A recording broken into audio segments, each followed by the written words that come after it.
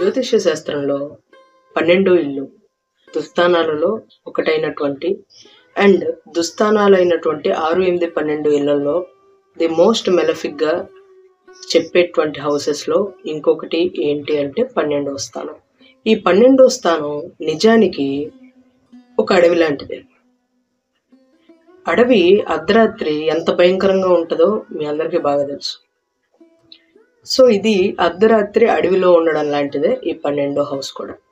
ఇది వినడానికి, చూడటానికి, ఆలోచించడానికి చాలా భయానకంగా ఉన్నప్పటికీ ఈ అడవిలోకి ఎవరైతే ధైర్యం చేసి ముందుకు నడుచుకుంటూ వెళ్తారో వాళ్ళకి అద్భుతమైనటువంటి నిధులైతే దొరుకుతాయి. సో ఈ 12వ ఇల్లు ఏదైతే ఉందో ఈ ఇల్లు ప్రతిసారి నష్టాలని సూచిస్తుంది, దురదృష్టాన్ని మాత్రమే సూచిస్తుంది. జైల్స్ని, హాస్పిటల్స్ని, ఒంటరితనాన్ని, భయాలని, నష్టాలని, కోల్పోవడాన్ని, వదిలేయడాన్ని, వీటిని మాత్రమే సూచిస్తుంది అనుకుంటే పొరపాటే అవుతుంది.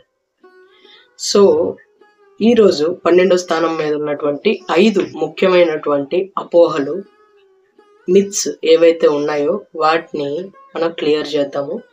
రెడీగానే ఉన్నారా? అయితే let's get in to the topic. Hello అందరికీ, వెల్కమ్ టు ఆస్ట్రాలజీ తెలుగు.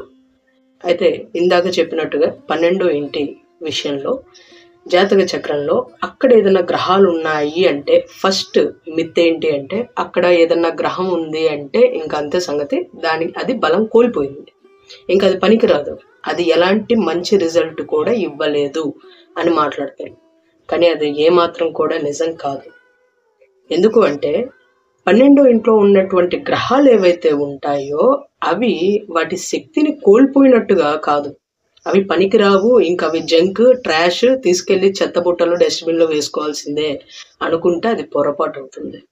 ఎందుకు అంటే 12వ ఇంట్లో ఉన్నటువంటి గ్రహాలు నిగూఢంగా ఉంటాయి, వాటి శక్తి నిగూఢంగా ఉంటుంది, వాటి తత్వం నిగూఢంగా ఉంటుంది. అవి ఎప్పుడు ఎలా అంటే ఇప్పుడు ఫర్ ఎగ్జాంపుల్ కుజుడు ఉన్నాడు అనుకోండి 12వ ఇంట్లో, అతని శక్తి సామర్థ్యాల గురించి అతనికి కూడా తెలీదు. అసలు తన క్యాపబిలిటీస్ ఏంటి, తన ఎబిలిటీ ఏంటి, తన ఏం చేయగలడు, తన వీరత్వం ఏంటి, శౌర్యత్వం ఏంటి అనేది తనకు తెలీదు. తను తెలుసుకోవాలి, అన్వేషించాలి. అది ఇక్కడ డిమాండ్ చేస్తూ ఉంటుంది. సో ఒక గ్రహం 12వ ఇంట్లో ఉంది అంటే అది శక్తిని కోల్పోయినట్టు కాదు, అది దేనికి పనికిరానట్టు కూడా కాదు. మిత్ నెంబర్ 2, ఇది ఎప్పుడు దురదృష్టాన్ని మాత్రమే సూచిస్తుంది, ఇది ఎప్పుడు దురదృష్టాన్ని తీసుకొచ్చి పెడుతుంది అని అనుకుంటారు చాలా మంది. దురదృష్టాన్ని ఏమి ఇది తీసుకొచ్చి పెట్టదు. యాక్చువల్గా ఇది ఏం చేస్తుంది అంటే మన కర్మానుసారంగా ఏదో ఒక కర్మలు అయితే ఉంటాయి.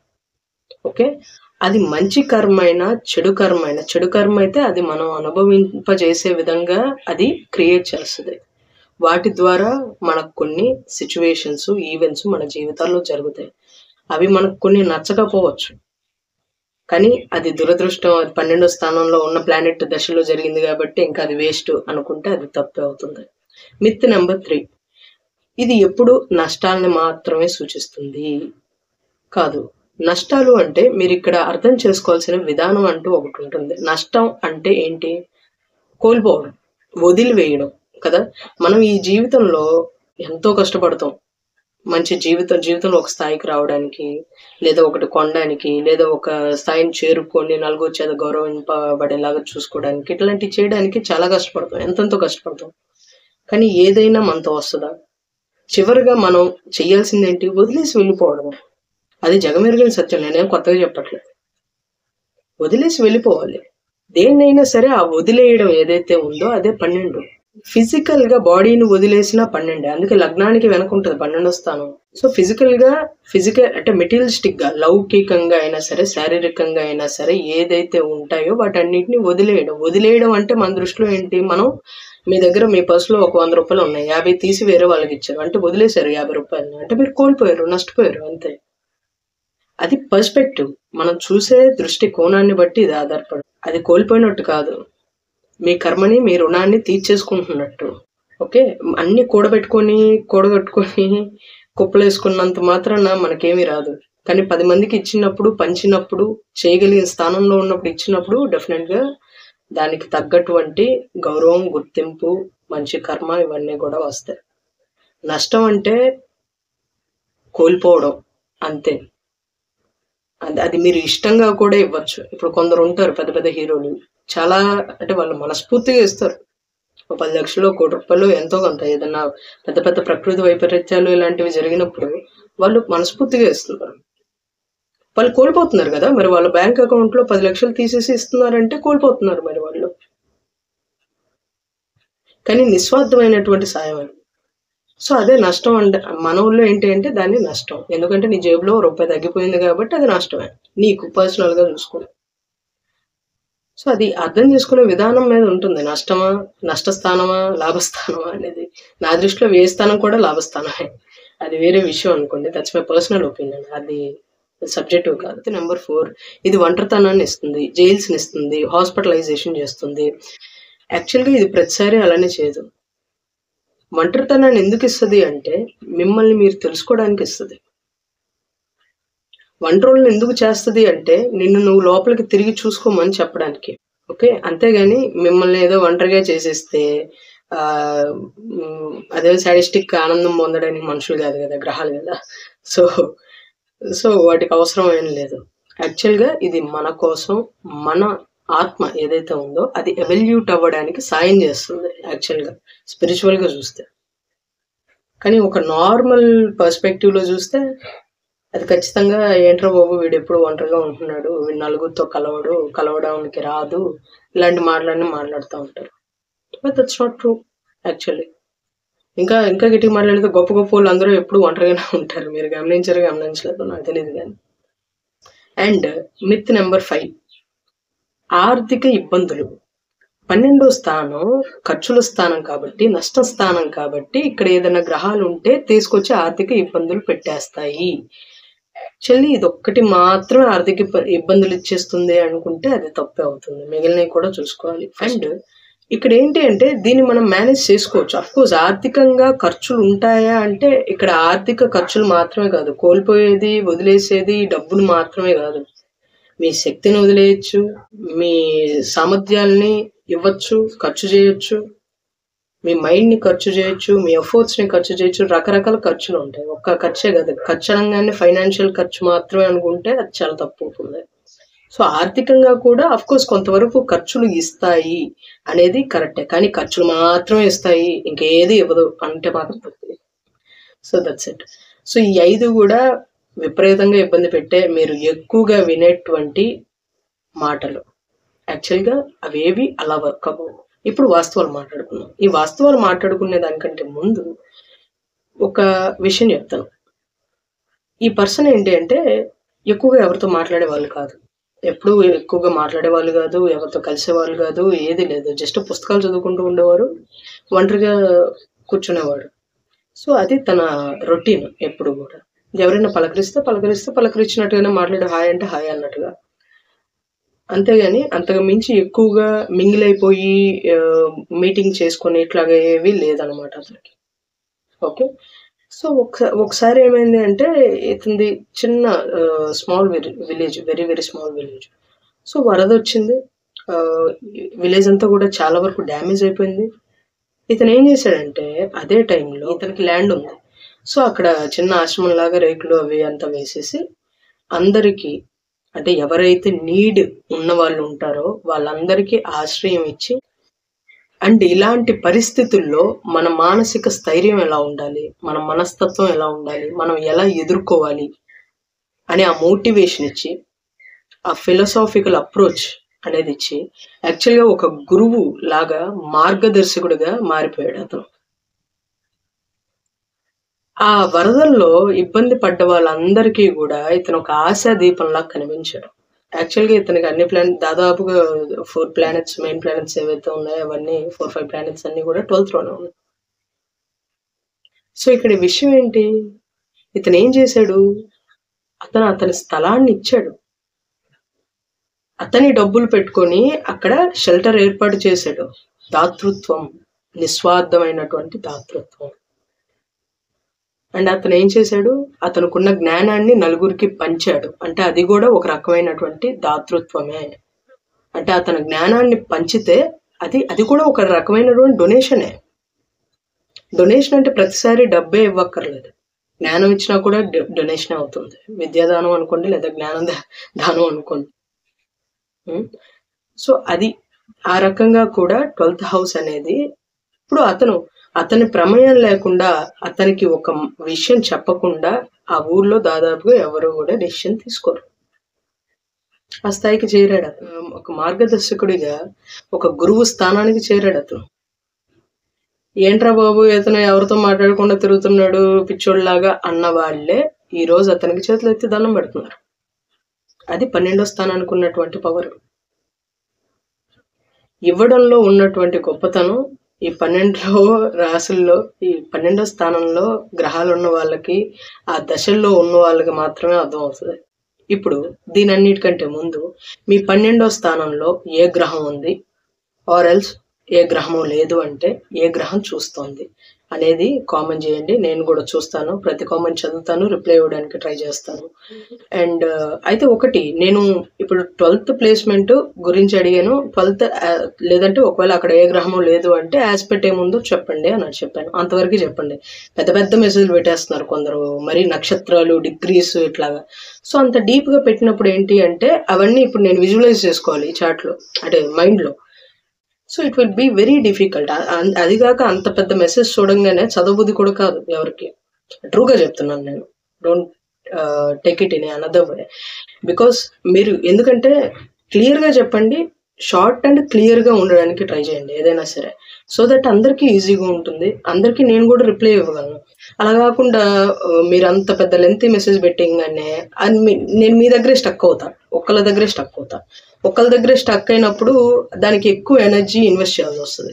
ఇన్వెస్ట్ చేసినప్పుడు మిగిలిన వాళ్ళకి రిప్లై ఇవ్వాలి అనిపించదు. ఎందుకంటే ఆ ఎనర్జీ మొత్తం ఇక్కడ ఇప్పుడు అంత పెద్ద మెసేజ్ అదంతా విజువలైజ్ చేసుకుని అది ఇది ఇది నేను లెక్కలేసేటప్పటికి ఒక 2 3 4 5 10 మందికైనా రిప్లై ఇవ్వచ్చు, మేబీ షార్ట్ అండ్ కరెక్ట్గా ఉంటే. సో కాబట్టి దయచేసి అర్థం చేసుకొని షార్ట్ అండ్ క్లియర్గా ఉండడానికి ట్రై చేయండి. అలా పెట్టండి, నేను కూడా వెంటనే రిప్లై ఇవ్వడానికి ట్రై చేస్తాను as soon as possible. And ఇప్పుడు వాస్తవాల గురించి కనుక మాట్లాడుకునే పని అయితే, ఫస్ట్ ఇందాక చెప్పాను కదా, 12వ ఇల్లు అనేది ఒక భయంకరమైనటువంటి అడవిలా కనిపిస్తుంది బయటకి, కానీ దాని లోపల ఎంతో విలువైనటువంటి నిధులు ఉంటాయి అని. అదేంటి అంటే ఆధ్యాత్మిక జ్ఞానం.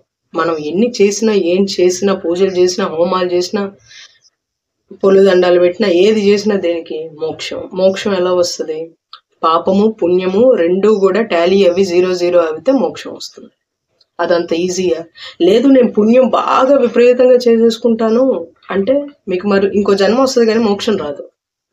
మేబీ బెటర్మెంట్ అయినటువంటి, అంటే ఒక కొద్దిగా బెటర్మెంట్స్ ఉన్నటువంటి జన్మ రావచ్చు, ఉన్నతమైనటువంటి జన్మ రావచ్చు, కానీ మోక్షం రాదు. బట్ మీరు ఆ చావు పుట్టుకల సైకిల్లో తిరుగుతూనే ఉంటారు. పుణ్యం అనేది ఎప్పుడైనా సరే ఏంటి అంటే మిమ్మల్ని కొంచెం అప్స్కిల్ చేస్తుంది, అప్లిఫ్ట్ చేస్తుంది అంతే మీ లైఫ్ని. అంతకు మించి మోక్షం వైపు పోయేలా కాదు. మోక్షం రావాలి అంటే వదిలేసే గుణం ఉండాలి. వదిలేసే గుణం ఎలా వస్తుంది? 12వ స్థానం ఉంటే వస్తుంది. ఇందాక చెప్పినట్టు వదిలేసే గుణం ఉండాలి.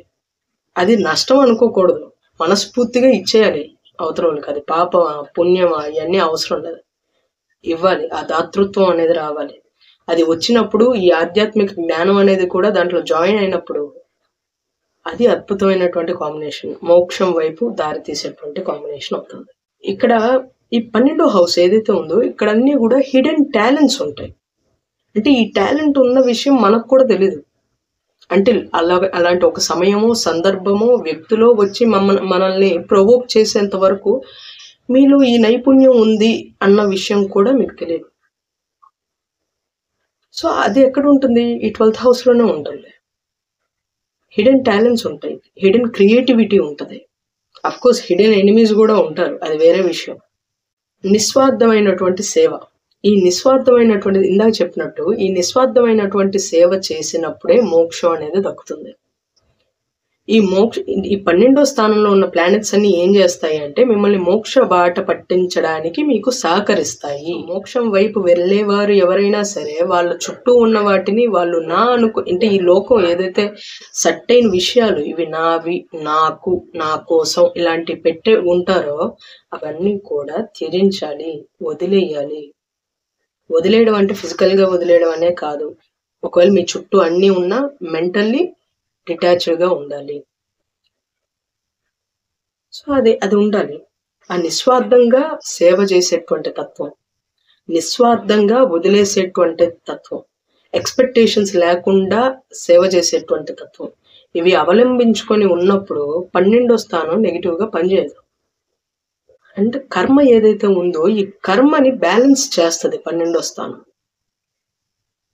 ఈ బ్యాలెన్స్ అనేది చేసినప్పుడే మోక్షం అనేది వస్తుంది. ఇందాక చెప్పినట్టు బ్యాలెన్స్ షీట్ అనుకోండి, పాపం పుణ్యం అనేది బ్యాలెన్స్ షీట్ లో ప్రాఫిట్ అండ్ లాస్ లాంటివి అయినప్పుడు ఆ రెండు కూడా టాలీ అవ్వాలి. అటు ఇటు రెండు వైపులా జీరోనే ఉండాలి. అప్పుడే మోక్షం వస్తుంది. కర్మ అనేది సమతుల్యంగా ఉంటుంది. కర్మ అనేది సమతుల్యం అవ్వాలి అంటే మీ పుణ్యము మీ పాపము రెండు కూడా బ్యాలెన్స్ అవ్వాలి. అప్పుడే మోక్షం వస్తుంది. సో ఈ 12వ ఇల్లు దాన్ని సూచిస్తూ ఉంటుంది. మెడిటేషన్ ని సూచిస్తూ ఉంటుంది, రీసెర్చ్ ని సూచిస్తూ ఉంటుంది, హిడెన్ టాలెంట్స్ ని సూచిస్తూ ఉంటుంది, సబ్ కాన్షియస్ ని సూచిస్తూ ఉంటుంది, ఈ యూనివర్సల్ థింగ్స్ ఏవైతే ఉన్నాయో వాటిని సూచిస్తూ ఉంటుంది, స్పిరిచువాలిటీని సూచిస్తూ ఉంటుంది, లోతుగా ఉన్నటువంటి మనకు కూడా తెలియనటువంటి శక్తి సామర్థ్యాల్ని, అంతర్గత శక్తిని ఇది సూచిస్తుంది. Inner energy, inner power, inner strength, వీటన్నిటిని కూడా ఇది సూచిస్తుంది. 12వ ఇల్లు అనేది ఓన్లీ నెగిటివ్ అనుకుంటే ఎవరు ఏమి చేయలేరు. ఎందుకు అంటే అది ఒకటి తీసేస్తుంది అంటే అది మీ అప్లిఫ్ట్ కోసమే, కానీ మీ సోల్ని అప్లిఫ్ట్ చేయడానికే, కానీ ఏదో మీ జీవితంలో నుంచి ఒకటి లాగేస్తే దానికి వచ్చేటువంటి ఉపయోగం ఏమీ లేదు. సో దాన్ని అర్థం చేసుకొని అది సమస్య ఎక్కడిస్తుంది, ఒకవేళ లాగేసుకుంటుంది అంటే అది మనతో ఉండాల్సింది కాదు. ఆ విషయం మనం పక్కనోడికి ఇచ్చేయాల్సినటువంటి విషయం, వదులుకోవాల్సినటువంటి విషయం. ఓకే, దాన్ని డొనేట్ చేయాల్సినటువంటి విషయాలు అవి. So just donate it. వాటికి అటాచ్ అవ్వమాకండి, వాటిని మళ్ళీ మీ వైపు లాక్కోవడానికి ప్రయత్నించకండి. అప్పుడు ఆటోమేటిక్గా 12th హౌస్ యొక్క నెగిటివిటీ ఏదైతే ఉంటుందో అది తగ్గుతుంది. అది మీరు చూస్తారు కదా. కాకపోతే అదంతా ప్రాక్టికల్ గ్రౌండ్స్లో ఉంటుంది. అది ఇప్పుడు ఈ వీడియోలో చెప్పినంత షార్ట్ అండ్ స్వీట్గా అయిపోతే ఇంకేమీ అందరూ హ్యాపీగానే ఉంటారు. బట్ దానికి ఇంకా కొన్ని థింగ్స్ అయితే ఉంటాయి. దాన్ని హ్యాండిల్ చేసే విధానం అంటూ వేరుగా ఉంటుంది. సో మీరు వీలైనంత వరకు దాదాపుగా మీ పర్సనల్ జాతకం ఏదైతే ఉందో దాన్ని ఒక మంచి ఆస్ట్రాలజర్ దగ్గర తీసుకొని వెళ్ళి, ఎస్పెషల్గా ఈ దుస్తారాలు ఇలాంటివి ఏవైతే ఉన్నాయో ఒకవేళ దాంట్లో కనుక ప్లానెట్స్ ఉంటే వాటిని స్పెషల్గా అనలైజ్ చేయించుకోండి. So that you will get a very good clarity. And also ఎలా ట్యాకిల్ చేయాలి, ఎలా ముందుకు వెళ్ళాలి అనేది ఒక మంచి క్లారిటీ వస్తుంది. ఈ రోజైతే మీరు ఒక కొత్త విషయం నేర్చుకున్నారని అనుకుంటున్నా. బై ద వే ప్లీజ్, ఇంతకు ముందు కూడా చెప్పాను, చాలా మంది వీడియోస్ చూస్తున్నారు కానీ సబ్స్క్రైబ్ చేసుకోవట్లేదు. More than 60% of the people. Please do subscribe. Okay, thank you. 12వ ఇంట్లో మీకు ఏ గ్రహాలు ఉన్నాయి, ఒకవేళ ఏ గ్రహము లేదంటే ఏ గ్రహ దృష్టి 12వ ఇంటి మీద ఉంది అనేది. And thank you so much for watching. ఈ వీడియో మీకు హెల్ప్ఫుల్గానే ఉందనుకుంటున్నా. థ్యాంక్ యూ, నమస్తే, జై హింద్.